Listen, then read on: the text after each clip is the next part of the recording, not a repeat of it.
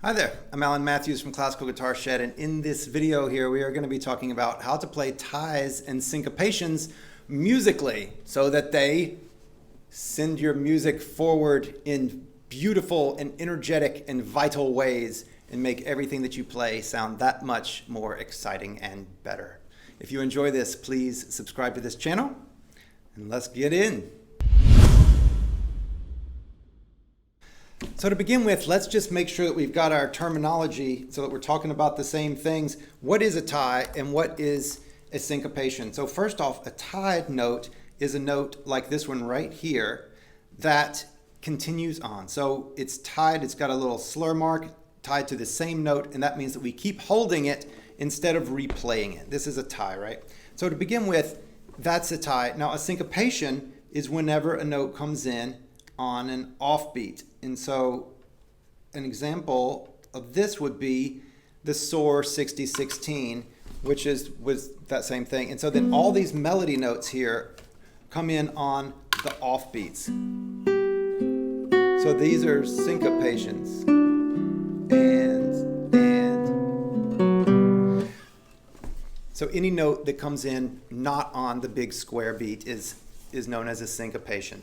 So once you can play your music, once you know what a tie is, once you know what a syncopation is, you can do it, you can count it, you can clap it, all that good stuff. Then the question is, musically, phrasing-wise, how can you play these so that they work, so that it doesn't seem like the bottom just dropped out and you're holding a note and the listener didn't know that was going to continue on. They expected something that just wasn't there, right? It's like Roadrunner and Wile E. Coyote, and Wile E. Coyote runs off the edge of the cliff, off the plateau, and he thinks that the road's still under him, but it's not, and then he just looks down and yikes, and then he has to fall. It can be that way for the listener as well. If they don't know that a note was supposed to be tied, they were expecting it, and all of a sudden it just holds, right? So here's the rule. On ties, we want to set them off. And so how do we set something off? There's a couple of different ways we can do that. First thing we can do is to break the sound. And so this one,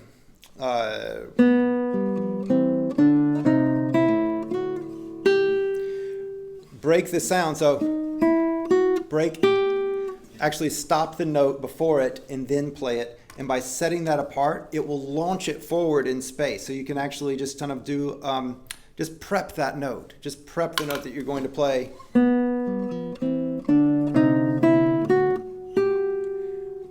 Stop, play.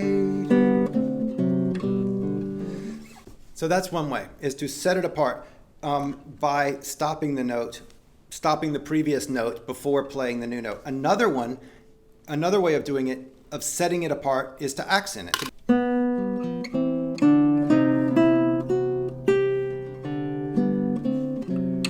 So we just make it louder is another way to set it apart. Now, I typically don't like to accent the high note of a phrase like this unless it's the big culminating moment, which in this one it kind of is. But in general, in running work, I don't like to make loud the high note, but that's another story. So volume is another way to do that. Yet another way to do that is to use an agogic accent. An agogic accent is the placement in time or the duration. So a tie is naturally kind of an agogic accent because it's a longer note and it's going over. So then the way that we can do this is to make it slightly late. And this is a placement thing, so I'll just play it for you.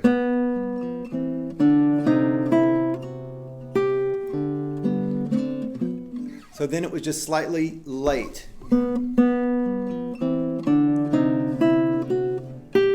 We know it's going to tie from this. We know it's going to be a tie. We know it's holding on. We know that there's not going to be a melodic downbeat on the next one. There's a bass note.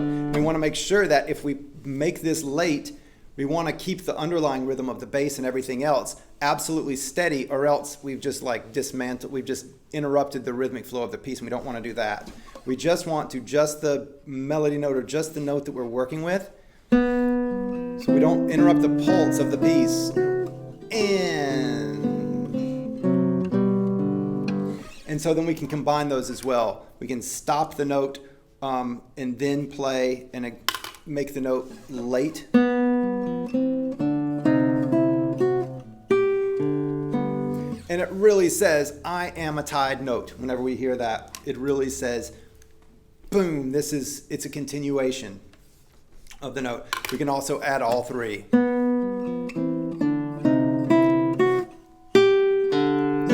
Right? It kind of changes the nature of the writing or of the line, but we can do it, and it really sets it apart and makes it obvious. It makes it demonstrated what is happening with the music. Okay, so here we have syncopations. This is also the Soar 60-16, and so here we have this writing, and the melody is all on upbeats, right? And so then with that, we can do the exact same thing, which is the agogic accent. I'm saying agogic just to write this word, A-G-O-G-I-C, agogic accent. And that's just an accent by merit of timing and placement as opposed to volume. So doing that then, here, this is kind of a downbeat in the way that it's going da-da-dum, right? And so then the placement of each of those, the syncopations, make it as late as possible if it's going to be and.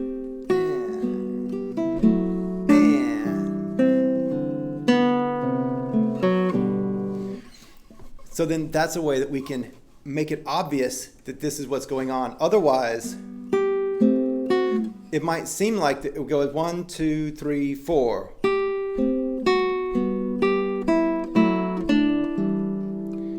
Right? It could seem like we're actually the listener could think that the beat was somewhere other than where the beat actually is. So we have to demonstrate that with writing like this, that all of this is on upbeats. It's not a downbeat. This is the downbeat. Right? That's the downbeat. And so to do that, it's the placement and the way that we handle these upbeats that make it happen. And so ties and syncopations are incredibly musical. They're wonderful opportunities for expression, and rhythmic placement is one of the best ways to work with them. So one more musical example. This is the Capriccio Arabe, and this is a tied note. Yes, it's tied and it's on an upbeat, so it's a syncopation as well. So between the two of those, it's a very good place to do some of this stuff that we're talking about, is this big second beat right here. So 1, so we could set it apart by stop the note, stop it, or make it late in time, wait, and so we can just wait a little bit longer, as long as we possibly can, but not late, but just a little late. And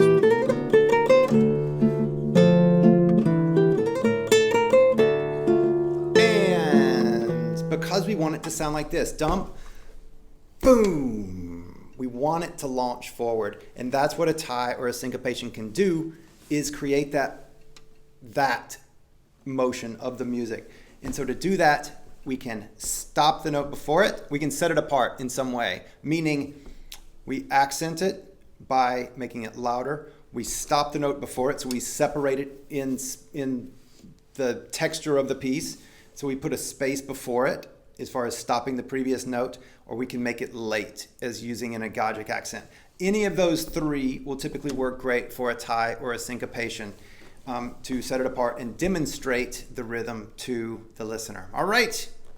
Hope you've enjoyed this video on ties and syncopations. They're a study. Find some in your music and play with these different ideas. Really fun, really engaging to practice. You really have to get into it and kind of sink your teeth into it a little bit. You can't phone it in. So it's really, really fun to work with. I hope you enjoy it. Please subscribe to this channel, and we'll do it again sometime. All right. Be well. Take care.